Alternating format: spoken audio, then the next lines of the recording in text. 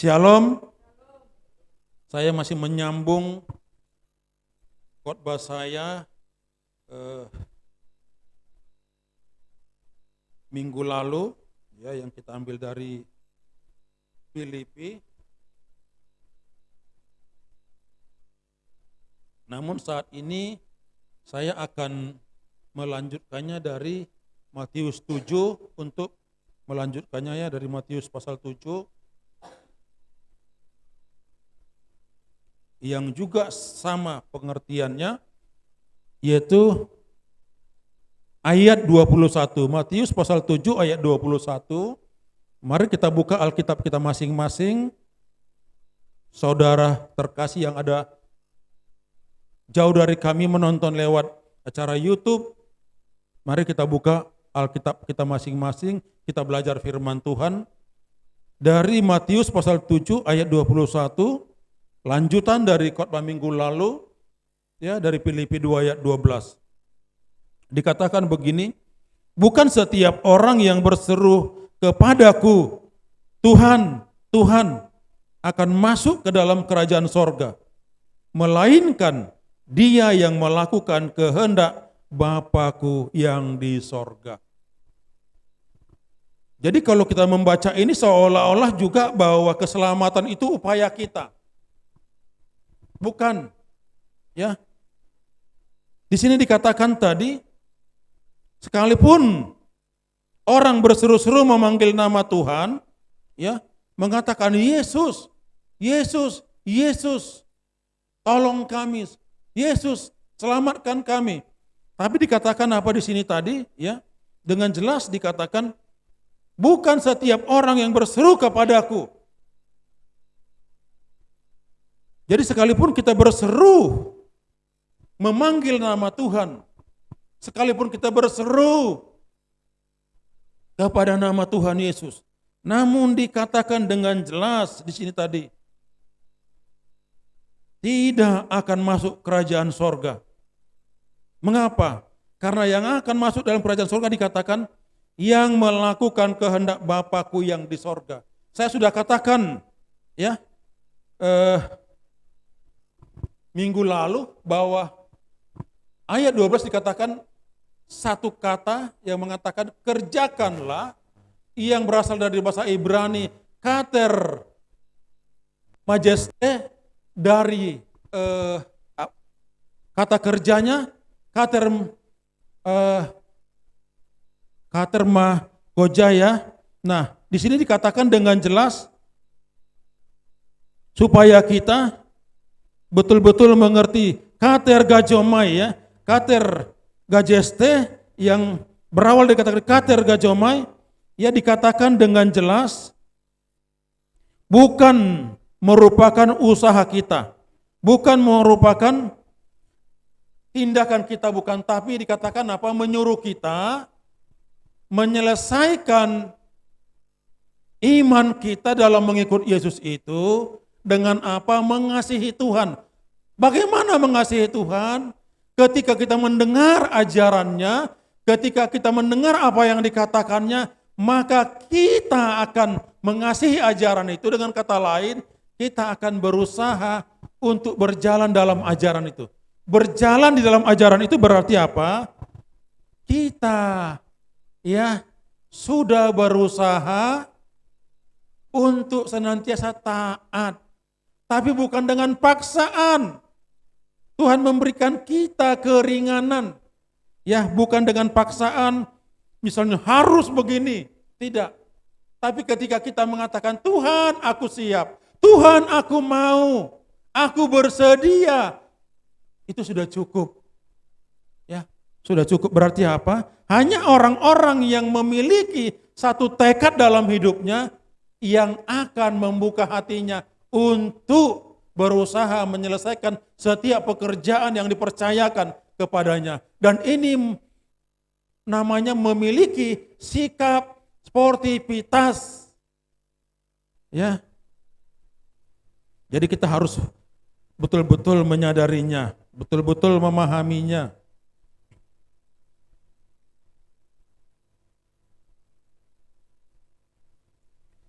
Maka Kerjakan keselamatan menunjuk pada tindakan-tindakan ketaatan. Nah ini, tindakan-tindakan ketaatan.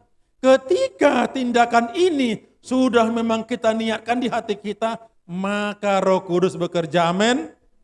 Roh Kudus yang memampukan kita. Sehingga kita melakukannya dengan penuh sukacita, bukan dengan tekanan, bukan dengan terpaksa, bukan karena diancam. Saya tuh ya, kalau mau berdoa tuh bukan karena takut, tapi karena saya rindu menjalin hubungan dengan Tuhan. Sehingga sedang bawa mobil pun saya berdoa. Sedang bekerja di rumah saya berdoa. Sedang melakukan sesuatu saya berdoa. Sedang pakai sepeda motor saya berdoa. Bukan karena saya diancam.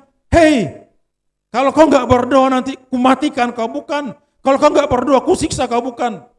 Tapi karena saya sudah bisa merasakan apa yang Yesus lakukan, apa yang Bapa lakukan. Bapa memberikan Yesus karena mengasihi kita. Yesus mati di kayu salib supaya kita diselamatkan. Saudara penuh dosa, saudara melakukan banyak kejahatan. Dengan uang, dengan harta, tidak bisa ditebus. Hanya dengan satu saja, pengorbanan Yesus di kayu salib.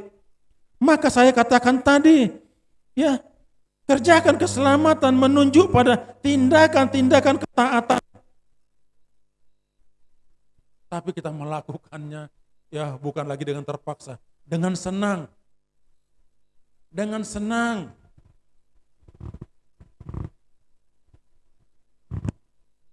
Saudara tidak pernah merasa dibebani ketika melakukan firman Tuhan.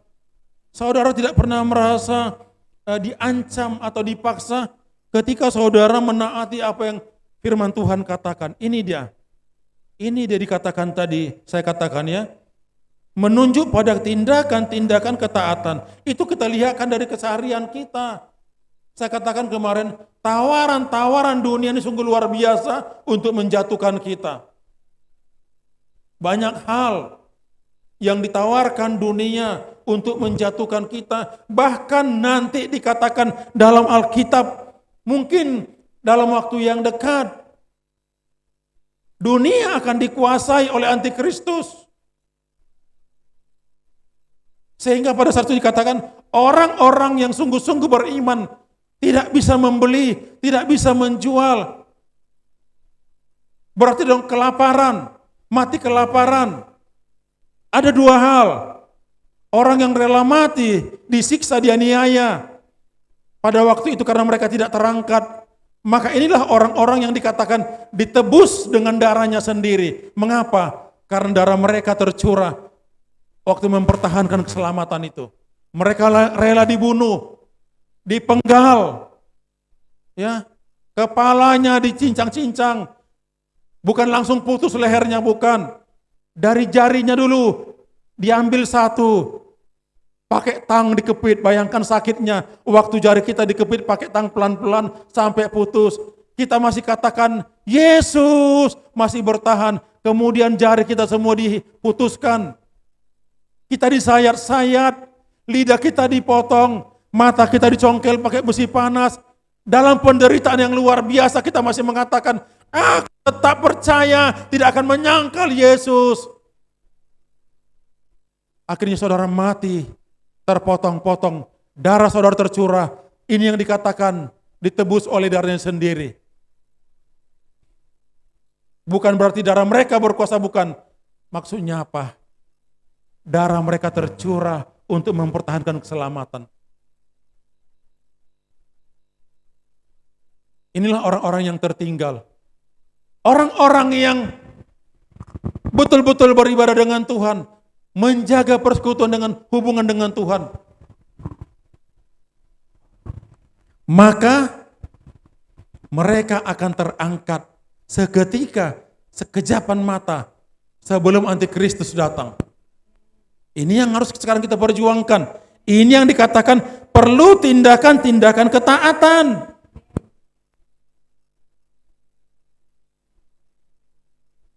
Saya ingat waktu saya perjalanan ke Jawa sambil bawa mobil, Ya, kami tidak temukan gereja di jam ibadah itu.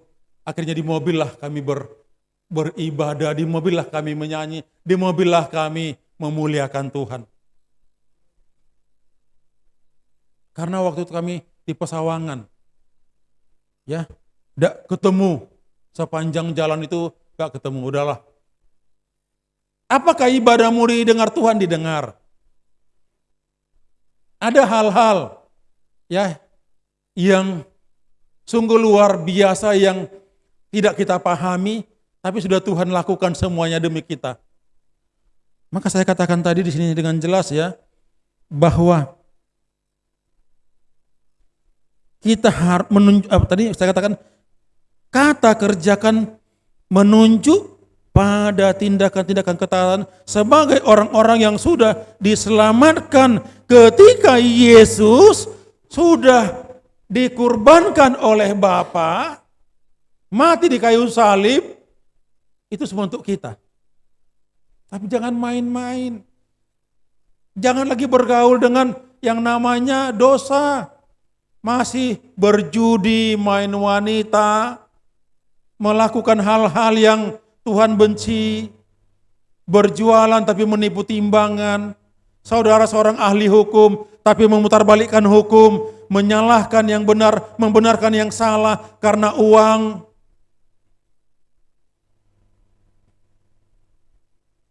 Banyak sekarang kan, dengan gampang, saya dengar apa dikatakan oleh Pak Mahfud MD, ada mafia hukum yang bisa memperjualbelikan hukum. Mereka menguasai keadaan itu, sehingga yang benar disalahkan, yang salah dibenarkan. Di dunia mereka ini mungkin bahagia, tapi tempat mereka neraka yang kekal. Saya mau katakan, tempat mereka neraka yang kekal. Ada orang karena jabatan harus menyingkirkan orang lain. Ada orang karena tawaran-tawaran. Bahkan ada orang hanya untuk mencari jabatan dalam suatu denominasi gereja. Mereka harus bayar. Harus bayar pendeta-pendeta supaya memilih dia. Ini ada. Ya. Bayangkan kalau di dalam gereja saja ada untuk menjadi pemimpin satu denominasi, harus bertindak seperti orang-orang duniawi. Suaranya dijual, mungkin satu suara 100.000, 200.000, 300.000 atau lebih, supaya suaranya yang muncul untuk dipilih. Apakah ini berkenan bagi Allah? Tidak. Maka dikatakan oleh Paulus, janganlah kamu menjadi sama dengan dunia ini. Dunia melakukan apa saja untuk mendapatkan keuntungan. Dunia melakukan apa saja untuk merebut sesuatu yang menguntungkannya. Demi dia punya nama. Demi dia dihormati.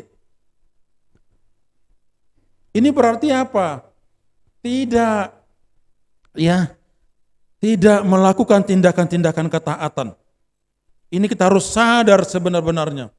Maka dikatakan, ya, orang yang sudah diselamatkan seperti berdoa, beribadah, membaca Alkitab, bersaksi, melayani, memberitakan Injil, menasihati, mendorong, menghibur, menolong, mengasihi, banyak hal. Ini tindak-tindakan yang harus kita sukai, bukan lagi terpaksa, kita sukai. Ketika kita bisa, ketika kita mampu. Banyak orang memiliki uang miliaran, tapi mereka sangat berat untuk bisa berbuat baik, berbagi kepada orang lain. Saya tahu ada orang-orang yang banyak hartanya, banyak uangnya, banyak depositonya, tapi dia hanya mampu mengasihi diri sendiri. Bahkan tidak siap untuk membuang berkat ini bagi pekerjaan Tuhan. Banyak. Berarti apa? Tidak melakukan tindakan-tindakan ketaatan. Ini sangat sulit bagi orang-orang duniawi. Tetapi bagi orang-orang yang benar-benar mau ikut Tuhan, mau mengasihi Tuhan. Ini sesuatu yang sangat disukai, ya, yang sangat disukai. Jadi ketika dikatakan tadi, ya,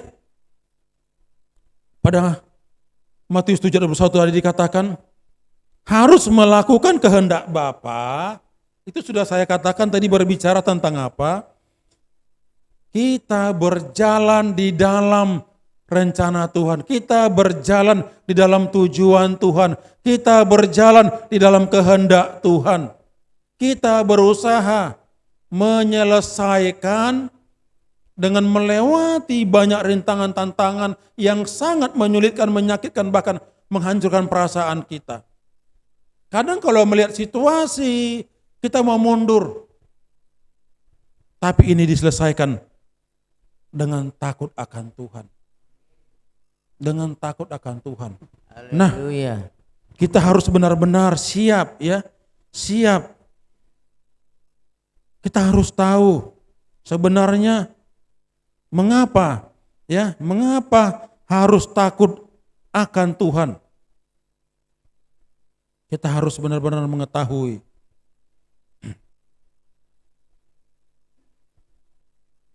Kata takut akan Tuhan di sini, ya, sebenarnya berbicara tentang rasa hormat kepada Allah. Nah, ya. Jadi takut dan gentar ini berbicara rasa hormat kepada Allah. Kalau saudara memiliki rasa hormat kepada Allah, maka saudara tidak akan pernah takut untuk berbuat bagi pekerjaan Allah, bagi pelayanan. Saudara tidak akan pernah takut diancam. Kalau kau tidak begini, kau akan kami buang. Kita tidak pernah takut. Inilah, ya, takut di sini dimaksudkan agar kita lebih hormat pada kekudusan Allah, lebih hormat pada kekudusan Allah. Nah, ini berbicara, ya, hormat pada kekudusan Allah. Jadi hal yang luar biasa, ya.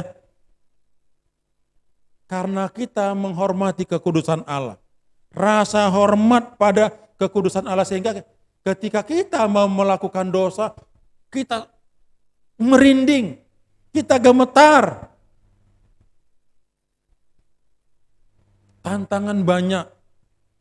Saya pernah ditawari, dikasih uang, dikasih makanan enak-enak.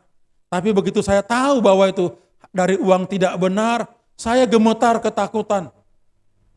Bukan senang. Kalau kita takut pada kekudusan Allah, kita tidak takut kepada manusia. Walaupun tidak dilihat manusia, kita tidak akan mau melakukan hal-hal yang jahat, hal-hal yang bertentangan dengan firman Allah. Karena yang kita lihat adalah, atau yang kita pikirkan, Allah Maha tahu, Allah Maha melihat. Dikatakan bahwa mata Allah melihat semua bumi ini. Orang baik dan orang benar terlihat oleh Dia. Sedang melakukan yang baik atau yang jahat terlihat oleh Dia.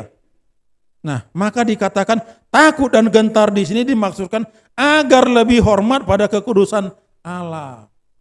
Ketika ditawari makanan yang melanggar firman, contohnya yang sudah dicampur dengan darah, minuman keras, jangan lihat kiri kanan begini, oh enggak ada kawan seiman, oh enggak ada Pak Gembala, oh enggak ada Bu Gembala, oh enggak ada Pak Pendeta Petrus. Bukan, tapi saudara tahu Tuhan Maha melihat, maka saudara tidak akan berani melanggar. Ini yang dikatakan, ya, menghormati kekudusan Allah. Mari kita semua, ya, coba, karena di ayat lain dikatakan tentang hormat ini, ya. Jadi hormat di sini tidak melibatkan unsur hukuman atau unsur kemarahan, tapi unsur hormat. Coba kita baca dari Korintus 7 ayat 15. Dari 1 Korintus 7 ayat 15.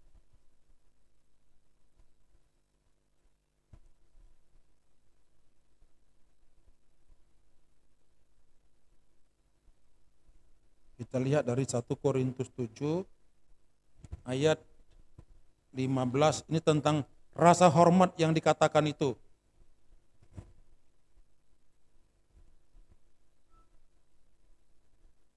Ya, 1 Korintus 7 ayat 15. Dikatakan begini,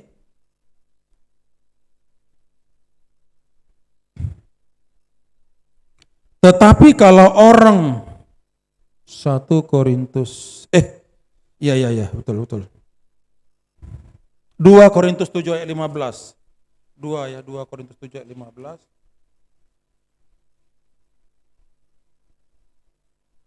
Supaya kita tahu ya bahwa maksudnya itu apa? Dikatakan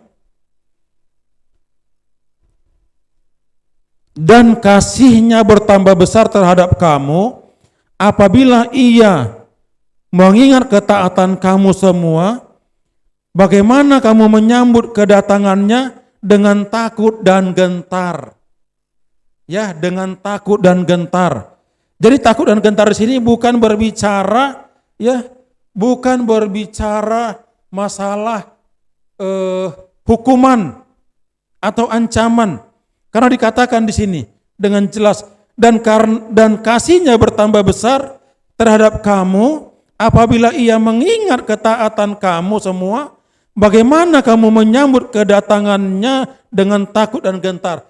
Ketika kita menyambut seseorang yang sangat kita hormati, ya, ini yang dikatakan Paulus di sini. Gak mungkin kita takut karena diancam, karena ditekan, bukan. Tapi karena rasa hormat kita kepada seseorang yang sedang kita tunggu. Ini, ya atau di dalam Efesus 6 ayat 5. Kita buka Efesus 6 ayat 5 tentang rasa takut dan gentar di sini dikatakan, hai hamba-hamba, taatilah Tuhanmu yang di dunia dengan takut dan gentar dan dengan tulus hati sama seperti kamu taat kepada Kristus. Kita taat kepada Kristus kan bukan lagi karena diancam, bukan lagi karena kita ditakut-takuti, ya, karena hukuman bukan. Tapi karena kita mengasihi Tuhan, karena kita menghormati Tuhan. Jadi demikian juga hamba disuruh menghormati tuannya. Inilah makna dari takut dan gentar itu. Bukan karena kita mau dihukum, tapi karena kita menghormati kekudusan Allah yang maha sempurna. Dia sempurna, dia kudus. Ini makanya dikatakan bagaimana supaya kita betul-betul ya takut dan gentar. Itu maksudnya dikatakannya. Jadi kita kerjakan keselamatan kita dengan takut dan gentar. Maksudnya apa? Supaya kita betul-betul menghargai hadirat Allah, menghargai ketika kita beribadah. Jangan sambil beribadah sibuk buka Facebook, ya. Sambil beribadah masih chatting-chattingan, ya. Hamba Tuhan sedang khotbah, mulut hamba Tuhan sudah kering khotbah. Dia masih nanti aku lagi datang sana. Dengar pakai telinga kananmu lah. Matamu untuk ini, melihat ini. Ini tidak menghargai hadirat Allah. Tidak menghargai apa yang sudah Allah lakukan. Jadi kita beribadah, berdoa, memuji Tuhan. Karena kita mengasihi Allah. Ya, mengasihi. Saya mengasihi anak saya, sedang capek ya dulu waktu saya aktif, anak-anak saya masih kecil, masih SMA ya dulu. Saya sudah capek sebenarnya pulang kerja. Dia katakan, Papa tolong antar ke pasar lah mau beli ini. Saya tidak pernah merasa keberatan karena saya mengasihi anak saya. Inilah kalau kita mengasihi Tuhan. Kita nggak keberatan kok hujan. Saya pernah basa-basa ibadah. Ya gimana? Nggak mungkin di tengah jalan saya pulang lagi. Saya sudah basah. Ya saya masuk aja ke ruang ibadah dengan basa-basa. Saya nikmati kedinginan itu untuk beribadah, bayangkan. Saya nikmati rasa dingin itu waktu itu ibadah malam. Saya nikmati ibadah itu walaupun saya kedinginan menggigil. Karena apa? Saya berpikir, saya tidak menikmati kematian Tuhan. Saya tidak menikmati rasa sakitnya. Tapi saya dilayakkan oleh penderitaannya di kayu salib. Hal yang luar biasa. Maka ketika saya beribadah dengan menggigil, saya nikmati Tuhan. Terima kasih. Kalau ini harus saya alami untuk memuji, memuliakan, menyenangkan Engkau. Ya.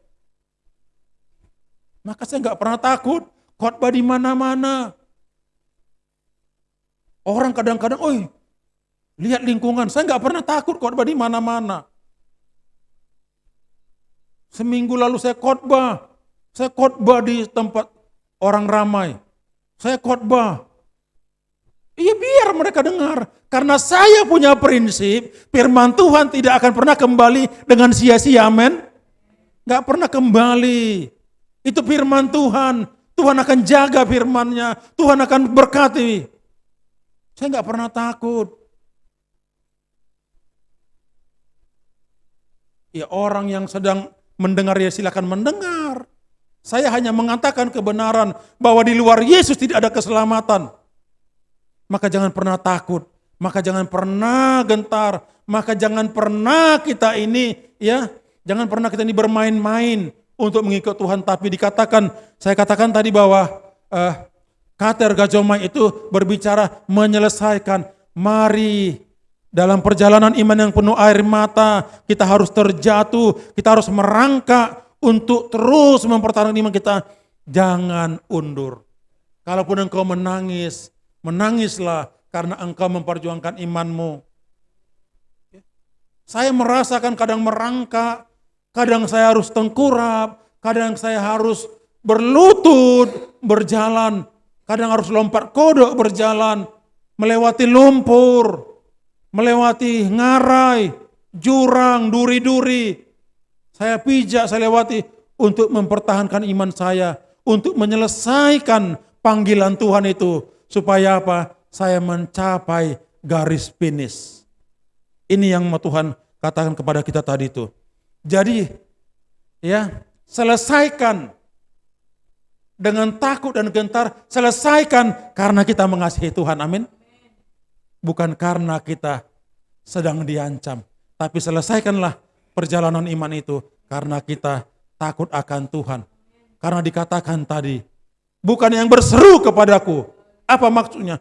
Banyak orang berseru, banyak orang memanggil nama Tuhan, banyak orang ke gereja, banyak orang setiap minggu beribadah, tapi hati mereka tidak menghormati Tuhan. Dari mana Bapak tahu? Mungkin saudara bertanya, dari mana Bapak tahu? Dari tindakan mereka setiap hari, melanggar firman Tuhan, menipu, berbuat kejahatan, mengkhianati. Mereka tidak takut melanggar firman Tuhan. Mereka tidak takut untuk melakukan dosa. Mereka mempermainkan pernikahan. Tidak cocok lagi. Ganti pasangan. Dalam Alkitab tidak ada kata tidak cocok. Harus kita giring perjalanan rumah tangga kita sampai akhir. Cocok tidak cocok harus berakhir sampai kematian. Tidak ada kata cerai. Ini demikian juga dalam bekerja, banyak tantangan, mungkin godaan, jual barang ini, jual barang itu. Kayak kemarin saya menonton, saya lihat saya baca di Facebook, 3 orang karyawan El Nusa menjual kabel PHR, akhirnya masuk penjara. Ini karena apa? Karena mereka tidak bisa mempertahankan iman, mereka tergoda dengan apa yang diberikan dunia. Maka ada orang jadi pembunuh karena mengejar jabatan. Ada orang jadi pembunuh karena tidak bisa menguasai perasaan. Maka Alkitab katakan kemarahan itu ada pada dada orang bodoh. Maka dikatakan oleh Paulus, kalau kamu marah jangan berbuat dosa. Karena akibat dari kemarahan itu bisa fatal. Kemarahan yang tidak terkendali bisa membuat kita melakukan hal-hal yang berbahaya. Ketika kemarahan memuncak, kita bisa membunuh siapa saja. Maka dikatakan Paulus, ketika kamu marah jangan berbuat dosa. Maksudnya apa? Kendalikan amarahmu. Kalaupun kamu marah, sifatnya menegur dosa. Ini. Ketika kamu, saya katakan tadi, berjualan, jangan menipu timbangan. Di situ dibuat 10 on atau 1 kilo. Sebenarnya timbangannya sudah 7,5 on. Ini menipu timbangan. Ini tawaran dunia untuk mendapatkan keuntungan yang lebih. Tapi mereka tidak tahu bahwa saatnya mereka harus menghadapi tahta pengadilan Kristus. Di mana mereka mempertanggungjawabkan segala perbuatan jahat yang mereka lakukan. Jangan anggap itu semua selesai di dunia, tidak. Tercatat semuanya, maka dikatakan sesudah manusia mati, mereka akan menghadap tahta pengadilan Kristus, mempertanggungjawabkan apa yang mereka lakukan selama hidupnya di dunia ini. Perbuatan baik kah, perbuatan jahat kah, nanti akan diadili. Ketika ditemukan mereka sebagai kambing, mereka akan dibuang ke kiri, ke tempat api yang menyala-nyala. Ketika menilai mereka sebagai domba, mereka akan ditempatkan di kanan, tempat di mana Allah menempatkan orang-orang benar, orang-orang yang taat, yang selama hidupnya tersiksa di dunia karena mengiringi Yesus. Jadi enggak enak. Maka saya katakan, saya tekankan di sini, Bapak Ibu yang terkasih, tidak cukup hanya datang ke gereja hari Minggu, tidak cukup hanya beribadah di rumah, tapi selesaikan perjalanan iman kita tuh sampai akhir, sampai garis finish, dan saudara menjadi pemenang. Dikatakan apa tadi? Kerjakan keselamatanmu dengan takut dan gentar. Kerjakan keselamatan itu dengan tetap menghormati kekudusan Allah. Kita akan sampai akhir. Mari saudara, pertahankan imanmu. Tantangan, godaan apapun, buang. Berapa kali saya disuruh mengawasi penjualan aset perusahaan. Ditawari uang banyak supaya merubah nominalnya, saya tidak mau. Karena saya takut. Di dalam diri saya ada rasa takut akan Tuhan. Saya tidak mau menerima uang itu. Mereka katakan, Pak, tapi rubah nominalnya ya. Waktu saya menjadi pengawas penjualan aset perusahaan, saya katakan tidak. Tidak. Berapa nilai nominal semuanya, segitu bayarkan. Bayarkan ke perusahaan. Saya tidak mau menerima. Biar nanti perusahaan yang mengasihi saya. Karena setiap bulan saya sudah digaji. Setiap bulan anak saya sudah makan dari gaji yang saya terima. Setiap bulan kami Tuhan pelihara lewat perusahaan ini. Saya tidak mau mengkhianatinya. Mari serahkan semua kepada bagian keuangan nanti. Inilah kalau kita menghormati kekudusan Allah, kita tidak mau hidup kita kotor. Kita tidak sama dengan dunia. Paulus katakan janganlah menjadi sama dengan dunia. Apa bedanya? Dunia ini menghalalkan segala cara. Mengikuti apa yang menyenangkan, membahagiakan mereka. Terjadilah seperti yang saya baca kemarin. Sudah digaji, potong kabel reda, jual, rupanya ketahuan. Datang buser, tangkap 3 orang. 3 orang loh. Ya, karyawan El Nusa saya baca di situ. Menjual kabel PHR. Apa itu PHR, Om? Pertamina Hulu Rokan. Berarti pengganti Chevron ya. 3 orang masuk penjara. Karena apa? Karena tidak sanggup mempertahankan iman. Tergoda, kalah oleh uang. Saya juga tahu kok tantangan itu berat. Tapi ketika kita katakan, Yesus tolong aku, kita akan dimampukan. Maka berserulah kepada nama Tuhan, kamu akan ditolong, kamu akan dibela, kamu akan dimampukan. Intinya di sini, jadilah pelaku firman Tuhan. Jadilah pelaku firman Tuhan dengan cara terlebih dahulu mengasihi Tuhan. Maka kita akan melakukan apa yang firman Tuhan katakan dan upahnya akan kita terima kehidupan kekal di sorga, diberkati rumah tangga kita, anak istri kita di dunia ini, walaupun mungkin tidak sehebat orang lain, tapi kita bisa berbahagia. Bisa berbahagia. Saya sekarang tinggal berdua dengan istri saya di rumah. Kadang kami malas masak, Kami beli nasi 1 bungkus, kami makan berdua. Kami berbahagia berdua makan 1 bungkus dan kenyang. Karena tinggal berdua. Ya. Gak harus memaksa memasak banyak-banyak, tidak. Jadi kebahagiaan itu ketika kita menilaikannya kepada nilai kekal Allah, bukan nilai dunia. Mari saudara, jadilah pelaku firman Tuhan, maka Tuhan akan memberkati saudara. Tuhan memberkati kita semua. Saya kembalikan kepada Pak Gembala.